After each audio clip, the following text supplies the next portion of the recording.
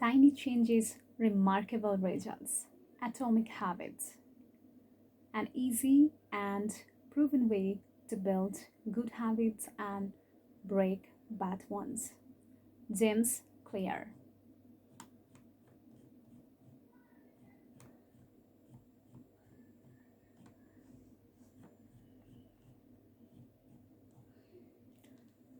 Introduction. My story. On the final day of my sophomore year of high school, I was hit in the face with a baseball bat. As my classmate took a full swing, the bat split out of his hands and came flying toward me before striking me directly between the eyes. I have no memory of the moment of impact. The bat smashed into my face with such force that it crushed my nose into a distorted U shape. The collision sent the soft tissue of my brain slamming into the inside of my skull. Immediately, a wave of swelling surged throughout my head. In a fraction of a second, I had a broken nose, multiple skull fractures, and two shattered eye sockets. When I opened my eyes, I saw people staring at me, and running over to help. I looked down and noticed spots of red on my clothes. One of my classmates took the shirt off his back and handed it to me. I used it to block the stream of blood rushing from my broken nose. Shocked and confused, I was unaware of how seriously I had been injured. My teacher looped his arm around my shoulder and we began the long walk to the nurse's office, across the field, down the hill, and back into school. Random hands touched my sides, holding me upright. We took our time and walked slowly. Nobody realized that every minute mattered. When we arrived at the nurse's office, she asked me a series of questions. What year is it? 1998, I answered. It was actually 2002. Who is President of the United States? Bill Clinton, I said. The correct answer was George W. Bush. What is your mom's name? Mm-mm. I stalled. 10 seconds passed. Patty, I said casually, ignoring the fact that it had taken me 10 seconds to remember my own mother's name. That is the last question I remember. My body was unable to handle the rapid swelling in my brain and I lost consciousness before the ambulance arrived. Minutes later, I was carried out of school and taken to the local hospital. Shortly after arriving, my body began shutting down. I struggled with basic functions like swallowing and breathing. I had my first seizure of the day. Then I stopped breathing entirely as the doctors hurried to supply me with oxygen. They also decided the local hospital was unequipped to handle the situation and ordered a helicopter to fly me to a larger hospital in Cincinnati. I was rolled out of the emergency room doors and towards the helipad across the street. The stretcher rattled on a bumpy sidewalk as one nurse pushed me along while another pumped each breath into me by hand. My mother, who had arrived at the hospital a few moments before, climbed into the helicopter beside me I remained unconscious and unable to breathe on my own as she held my hand during the flight. While my mother rode with me in the helicopter, my father went home to check on my brother and sister and break the news to them. He choked back tears as he explained to my sister that he would miss her eighth grade graduation ceremony that night. After passing my siblings off to my family and friends, he drove to Cincinnati to meet my mother. When my mom and I landed on the roof of the hospital, a team of nearly 20 doctors and nurses sprinted onto the helipad and wheeled me into the trauma unit. By this time, the swelling in my brain had become so severe that I was having repeated post traumatic seizures. My broken bones needed to be fixed, but I was in no condition to undergo surgery. After yet another seizure, my third of the day, I was put into a medically induced coma and placed on a ventilator. My parents were no strangers to this hospital. 10 years earlier, they had entered the same building on the ground floor after my sister was diagnosed with the leukemia at age 3. I was 5 at the time. My brother was just 6 months old. After 2.5 years of chemotherapy treatments, spinal taps, and bone marrow biopsies, my little sister finally walked out of the hospital happy, healthy, and cancer free. And now, after 10 years of normal life, my parents found themselves back in the same place with a different child. While I slipped into a coma, the hospital sent a priest and a social worker to comfort my parents. It was the same priest who had met with them a decade earlier. On the evening they found out my sister had cancer. As day faded into night, a series of machines kept me alive. My parents slept restlessly on a hospital mattress. One moment they would collapse from fatigue, the next they would be wide awake with worry. My mother would tell me later it was one of the worst nights I have ever had. My recovery. Recovery. Mercifully, by the next morning, my breathing had rebounded to the point where the doctors felt comfortable releasing me from the coma. When I finally regained consciousness, I discovered that I had lost my ability to smell. As a test, a nurse asked me to blow my nose and sniff an apple juice box. My sense of smell returned, but to everyone's surprise, the act of blowing my nose forced air through the fractures in my eye socket and pushed my left eye outward. My eyeball bulged out of the socket, held precariously in place by my eyelid and the optic nerve attaching my eye to my brain.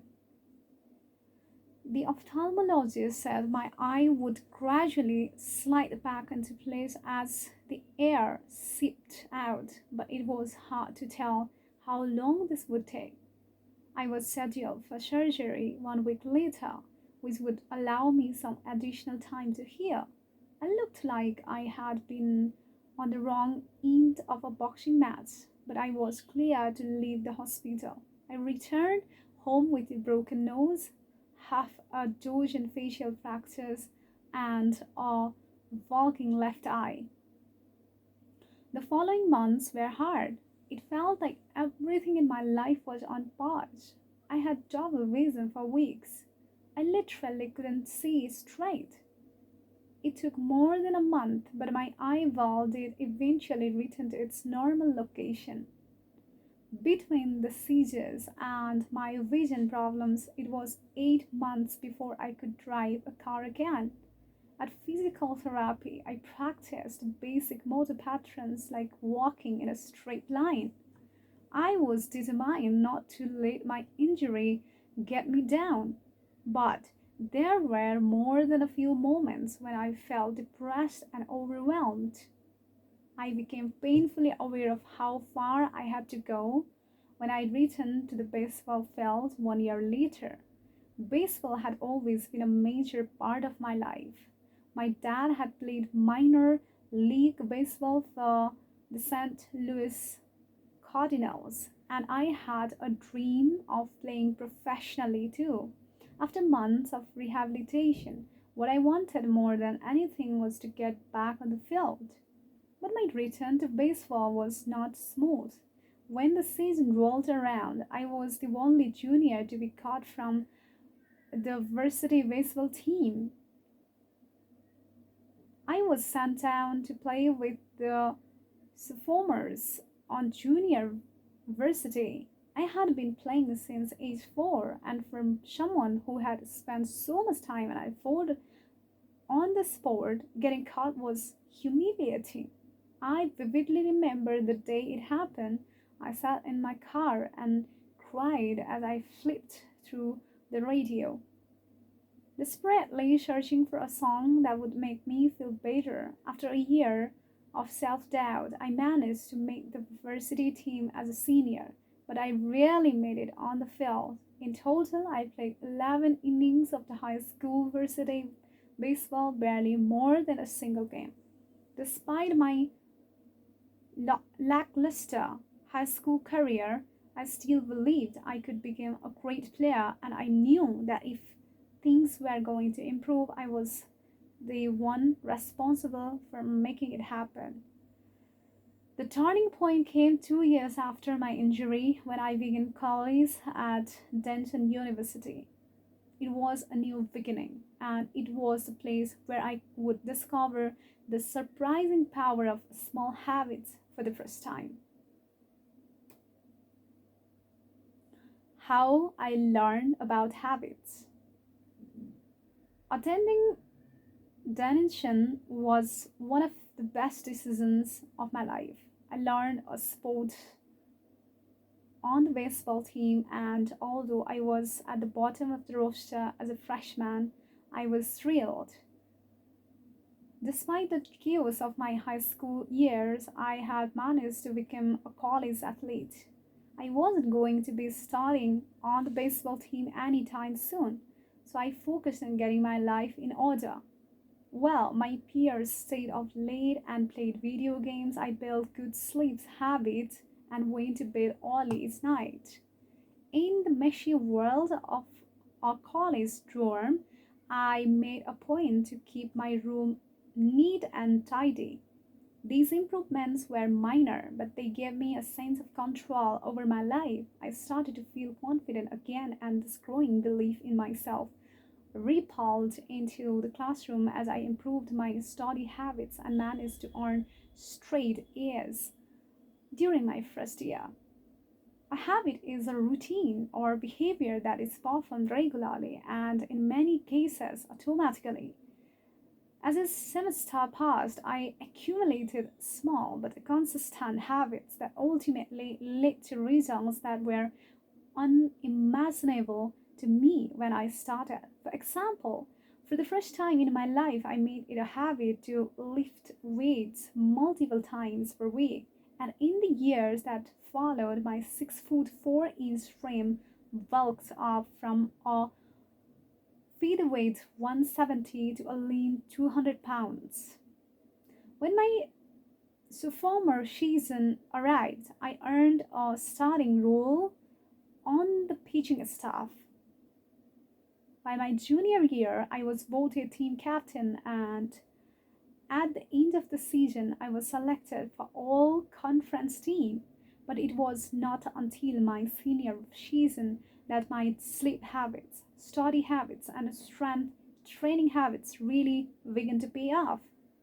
6 years after I had been hit in the face with a baseball bat, flown to the hospital and placed into a coma, I was selected as the top male athlete at Danish University and named to the ESPN Academic All America team, an honor given to just 33 players across the country.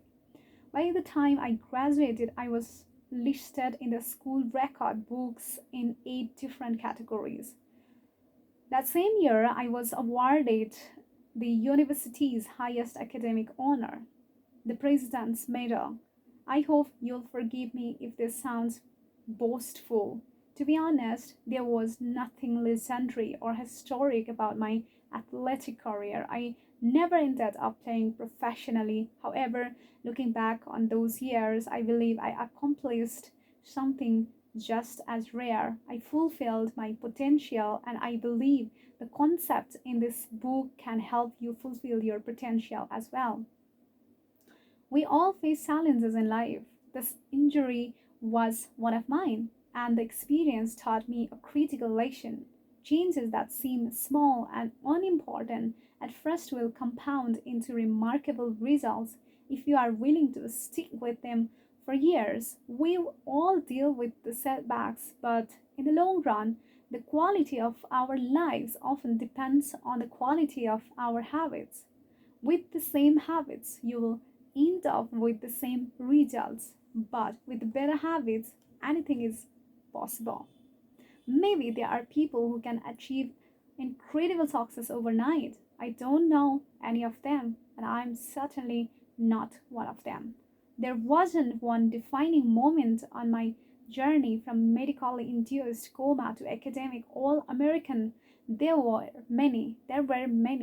It was a gradual evolution, a long series of small wins and tiny breakthroughs. The only way I made progress, the only choice I had, was to start small. And I employed this same strategy a few years later when I started my own business and began working on this book. How and why I wrote this book.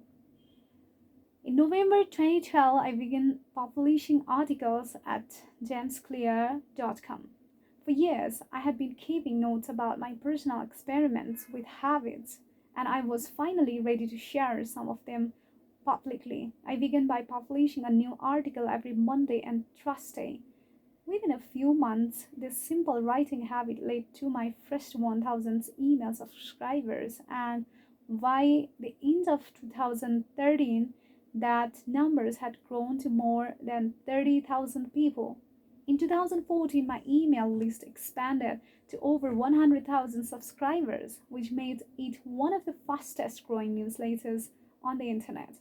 I had felt like an imposter when I began writing 2 years earlier, but now I was becoming known as an expert in habits, a new level that excited me but also felt uncomfortable. I had never considered myself a master of the topic, but rather someone who was experimenting alongside my readers. In 2015, I reached 200,000 email subscribers and signed a book deal with the Penguin Random House to begin writing the book you are reading now. As my audience grew, so did my business opportunities. I was increasingly asked to speak at top companies about the science of habit formation, behavior change, and continuous improvement. I found myself delivering keynote speeches at conferences in the United States and Europe. In 2016, my articles began to appear regularly in major publications like Time, Entrepreneur, and Forbes. Incredibly, my writing was read by over 8 million people that year. Coaches in the NFL, NBA, and MLB began reading my work and sharing it with their teams. At the start of 2017, I launched the Habits Academy, which became the premier training platform for organizations and individuals interested in building better habits in life and work. Fortune 500 companies and growing startups begin to enroll their leaders and train their staff. In total, over 10,000 leaders, managers, coaches, and teachers have graduated from the Habits Academy.